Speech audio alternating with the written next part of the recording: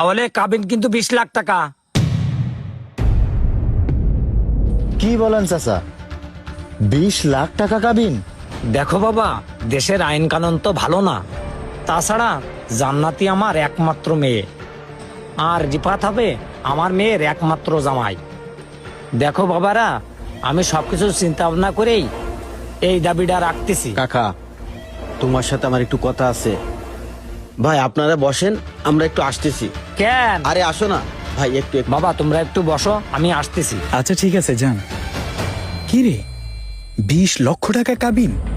এখানে আমি কি বলবো বল? আমার তো মনে হচ্ছে ওনারা মেয়ে বিয়ে দিবে না, তারা প্রোডাক্ট বিক্রি করতেছে 20 লক্ষ টাকার বিনিময়। আচ্ছা তুই একটু চুপ কর, ওনারা আসুক, দেখি কি বলে। এই নে চা দিয়ে গেছে, নে ধর চাটা খা। করছি কি, তুমি কি এটা কোনো কাজ করিছো? কেন, আমি কি করলাম? কথা নেই বার্তা নেই, 20 লাখ টাকা কাবিন ধরে বসলি, এইটা কোনো কথা? আচ্ছা আলামিন, যে ছেলে আমেরিকান সিটিজেন তারও তো বিয়ের জন্য 20 লক্ষ টাকা কাবিন ধরে না, আর সেই জায়গায় আমি তো তুচ্ছ সামান্য বিজনেসম্যান। আমার মনে হচ্ছে কি তারা মেয়ে বিয়ে দিতে আসে নাই, এটা একটা সাজানো চক্র। ওরে ছেলে ব্যবসায়ী, তোর সমস্যা কি?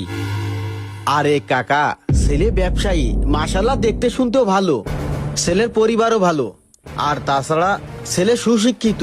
আমাদের জান্নাতের ওই ছেলের সাথে বিয়ে হলে সুখেই থাকবে। আরে থাম, আমার মেয়ের সুখী সংসারের জন্য 20 লক্ষ কেন, 50 লক্ষ টাকাও কাবিন ধরতে আমি রাজি আছি।